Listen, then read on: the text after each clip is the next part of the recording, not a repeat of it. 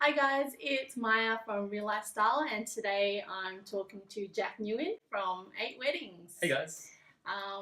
Jak is a wedding celebrant. He was actually our wedding celebrant. He married myself and Richard a year and a half ago, and Yes. yeah, it was a really great day, and your service was beautiful. Oh, it was a beautiful wedding. Weather came out, it was amazing. Yes. The crowd was fantastic. So wonderful wedding. Yeah. Loved it. So today I'm going to be interviewing Jak, and because in my business I want to empower women to present their best selves to the world, and one of the things I want to help them with is to find love, long term love, because it's a beautiful thing, and Jak obviously aligns. Definitely something. So definitely shared value. Yes. Definitely. Yeah. So that's why we're talking today. So Jak, Yeah, sure. to begin, I guess, recently, so we were talking about having this interview. Yep. And I found out something about you that was quite surprising, Oh, but no. not. It was in a really good way. So, you know what I'm talking about. I do. Oh, Will you please it has share to with come out us? sometime where Will you please share with us what that was before you were a wedding celebrant? before I was a wedding celebrant, among other things, of course, I was a dating coach, for lack of a better expression. So I helped guys and girls get the most out of their dating lives. And I was mostly a lot of university age and early 20s people. And I think a lot of people got a lot of value from that particular service. So Well, yeah, it was good fun. I'm sure. And like, how did that happen? Well, it kind of started when a friend of mine saw what I was able to do, and he didn't feel quite confident in approaching women and having a conversation with them. And he asked for a few pointers, and then took him out. We did it actually on the Monash University campus centre. Yep, at the Student Union building. Hey guys, for all the Monash University people out there. So yeah, this is back in the day, and he was so happy with the confidence that he got out of the things that he learned, that I didn't have to pay for lunch for about 2 weeks after that, just for him. Yeah. I'm sure that worked out really well, being a student. Oh, being a student, free food. You never say no to free food. Yeah, that's really cool, and it's just, yeah, I don't know. When I heard that from you, it's like, oh, that's so cool, especially that the guys get help. Yeah. Because, well, in general, I think people are a bit clueless. It's not something you learn in school. You kind of just have to pick it up from other people and wing it, really. Yeah, for sure. Well, I feel, because it's such a sensitive topic, I think, to having to admit that you need help with this particular part of your life. And first step is always to take the courage to be able to say, look, I need a bit of help in this part of my life, whether it's relationships or dating, or even with like fashion or style. There's never a problem for you to reach out to someone and go, look, where am I going wrong, or what sort of pointers can I have out of this? So it's always important to be able to recognize that, I think. Yeah, definitely. A conversation to acknowledge is there's nothing wrong with wanting what you want. Yeah. You want what you want? I say go for it. Yeah, definitely. Yeah, cool. 100%. So Jak, in your dating coach experience, what did you learn about guys and what they want? Because I'm sure women would love to know what the guys are thinking, because we're in the same pursuit and we want to meet each other and we want to get to this crossroad. But yeah, what can we learn from your experience about guys and what they want? For sure, no worries. So the thing about guys is we're very simple. It is something that's brought up a few times as a heuristic, but in general, guys have very basic needs, and if you can fulfill those basic needs, you're all good to go. So coming from a woman's perspective, it's actually a little bit more, I think it'd be easier if that's something you agree with as a woman, because in our Western culture, do you feel like women are taught to be more passive, in a sense? So I think from Disney what movies. Yeah, what are your thoughts? Disney movies. Yeah. I've learned that we're meant to kind of wait. We're not so much the active person in pursuing the relationship. Yeah. But we do things to initiate relationships, but it might not be as obvious. So we're expecting the guy to make the first move. Yeah. Still, and we love that, and I'm sure guys actually love that too when they have the courage. I love an assertive woman. If a woman can come up to me and say, I love how you're looking and I want to see if you're interesting, so I decide to come talk to you. What's your name? That bumps her value through the roof. Guys love girls who are assertive. That's just something that society doesn't teach, but society loves and people love. I love a woman who can just confidently approach a guy and just have a conversation. Because that's what it is, really. You're having a conversation. You want to find out if this person is interesting. They can look the way they look, but you can't project your feelings and your thoughts onto this other person. You got to find out. I like to think of it this way. When guys approach women, I like to give them this idea. Okay, you have to go and speak to that girl that you've been looking at all day, all right, and all night, and then they'd freak out and be like, oh, I don't know what to say. Okay, get yourself out of your head and do this one thing, okay? Picture her as a robot from the planet of not very much fun. Yeah, a robot from the planet not very much fun, and it's your job to make her brain explode by making her laugh.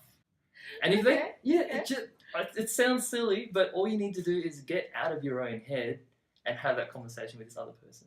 Because if you can do that, then you can connect with anyone at any level. And that's something that I've always thought was important for people to know. Yeah. You obviously told guys that. Yeah. Girls do the same. I think your concern is to approach less, but 100%, if you see a guy that you find attractive and you want to get to know and you want to find out if they're interesting, 100% go up to them and say hi. Hi, it's just information gathering in the initial stages. Yeah, you got to suss out your situation, and people always go for what they want, and you got to acknowledge it as well. True.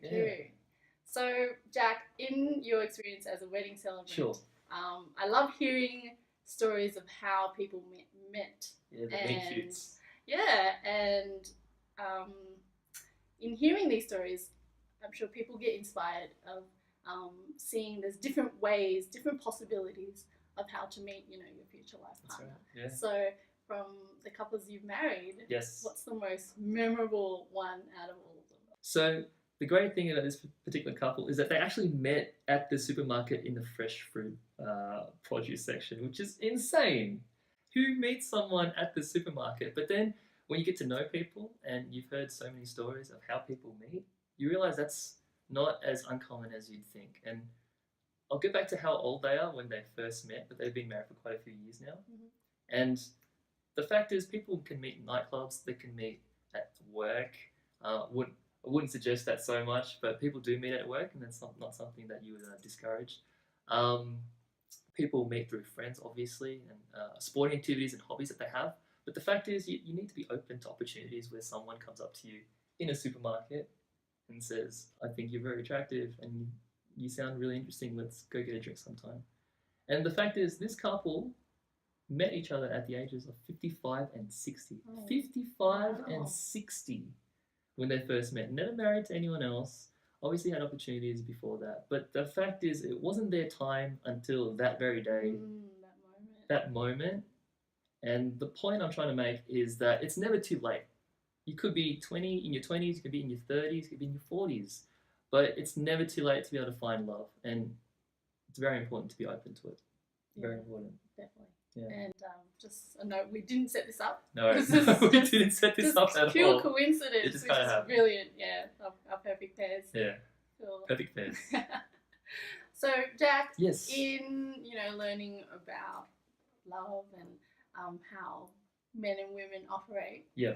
And I definitely I would need you to give some tips away to our women here. Hell yeah. Something practical they can walk away with. For sure. And apply today, tomorrow. Yeah, so some takeaway key points from what we're going to talk about today, and possibly in the future as well, is that we can do some basic tips for you. So tip number 1, grooming. Grooming is so important. It goes hand in hand with style. So you can be dressed to the 9s, you can be dressed to the 10s. But if you've got a bit of a bad breath, I don't want to be too blunt about it. But if well, you okay, all right, that's okay. If you're going to speak to someone, make sure that they don't recoil in horror when they're standing that close away from you. I'm just saying. It's such a small thing, but it's such a big thing that people pick up.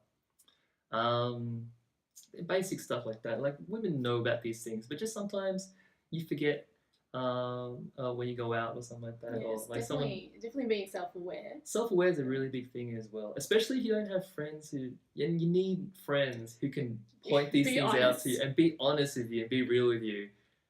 And it's really important. What else is there? So tip number 2 is that you don't always have to placate to someone else. You don't have to always laugh at everything they say. Be real, be genuine, be authentic, be yourself. I know that's something that's been overplayed to tell someone to be yourself, but I like to say, be your best self. Present yourself in a way that you want to be seen. Okay, you don't have to fake it till you make it. You do have to be the best version of yourself. Yeah. And that's something that's really important. It's definitely about being proud of yourself. Yeah, for sure. So, when you look in the mirror, you like who you see, and people are attracted to that.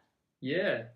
If every woman can just wake up in the morning and just feel like $1 million, and she looks in the mirror and goes, yes, today I'm going to kill it, then the world's going to be a better place. For sure. 100%. They're like, I want a piece of that. Yeah. Hell yeah. Hell yeah. And the last tip is going to come to that. Authenticity. Guys are very simple, and I believe we're going to be discussing this in further detail in another video, but guys just want to be able to see you for who you are. They don't want to see a fake version of you. They don't want to see a presented version of you as well. Obviously, when you first get to know each other, you want to make the best impression possible, but if you can be at the point where you are confident and comfortable in yourself, then that speaks so many words. It is unbelievable what you can do if you have that sort of attitude. Unbelievable. Yeah, I think definitely in that journey, getting to know someone and being in a relationship, right? You want to know that you're with someone who's real. Yeah. And it's not so much like they can't surprise you, but you don't want to be shocked either. No. You don't want it. You don't want one of those skeletons in the closet to come out 5-10 years down the track in your relationship and go, wait, hold on, do I really know this person? And those are 3 takeaway points. Very simple to put together, and you'll find so many amazing results from them. Cool. Thanks, Jak. So to close, I want to know.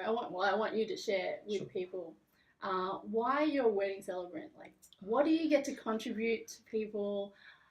What reward do you get? Like why? I'd like to say for selfish reasons, but obviously it's a little bit more to that. So my friends asked me to marry them. That's how I got started in this role, and it was such a personal thing to ask someone to be able to do, and I was so touched to be involved and to make it happen for them. The thing was, our other friends from that particular wedding saw that particular service being done, and they asked me to do that as well. And then their friends from their weddings, and it kind of blew up from there. So yeah, it was just the fact that I could be involved with people and then hear your stories and hear their stories, and being able to bring that together and make essentially the happiest day of their lives happen is a reward in and of itself. And it's amazing. And it's such a journey to be able to, such a privilege to be able to do that for people. Yeah, that's beautiful, and I totally get why your friends ask them to do their other services. So actually, I'm curious. Sure. The couple, the first couple. Yes. Did they go, Jak, go become a wedding celebrant to marry us? Pretty much. Is that how it happened? Pretty much. It was like, you are the Joey in our group. Wow. Now, if you haven't seen the show Friends, it is an old show. Joey was a celebrant for his little group of friends as well in that particular TV show. What? And yeah. I did not know this. Yeah, so Joey married Monica and Chandler together. I totally forgot that part. Yeah. Wow. So he did his thing, and then he also married, I think it was Phoebe, and I think it was Paul. Known as Paul Rudd. It was Paul Rudd. Paul Rudd married Phoebe, and Joey was their celebrant as well. In America, it's called an officiant. So my friends saw that, and they were like big fans of the show, and they're like, "You gotta do it. You gotta do that for us." And that's how that worked. And essentially, I got the qualification within a couple of months, just so I can knock it out for their wedding. You don't know this, but I have looked up what it takes to be a wedding celebrant, because I entertained that idea very briefly a lot of people years think ago. about doing it. And it takes a lot. I know the character reference is a big part. Yes. You want to make sure that these wedding celebrants are like genuine. That's right. Genuine people. Yeah. So I so you that journey you took. Yeah, for sure. It wasn't easy to do. It's a movie myth that you can just get your qualification online on a website. You can't do that. Australia's a little bit different. Maybe in America. Things are a bit different. But in Australia, it's quite stringent. It took actually a long process to go through, but it was worth it. It was absolutely 100% worth it. Aww. And so you booked out? You're busy? Most of my weekends are gone. Summer weekends are just gone. There are a lot of weddings on Fridays now. Yes. The fun fact, we'll go through wedding tips in another video. The fun fact, it is cheaper to hire a venue on a Friday. Yes. On a weekday, it's a lot cheaper than on a Saturday or Sunday. Yeah, I realised that too. We'll come back to that. We'll share with you some more tips and tricks from there. Oh, thank you. Well, thank you for having me. It's been really fun, a really great experience. You're welcome. Thanks again. Thank you for your time and for sharing with us. It's been valuable information. And hopefully one day one of my viewers can call on you. Yeah, if you guys want to officiate their wedding. Yeah, and I hope this video has been of value to you as well. Cool. All right. Awesome. Thanks for watching, and we'll see you next time. Okay. See you guys. Bye. Bye.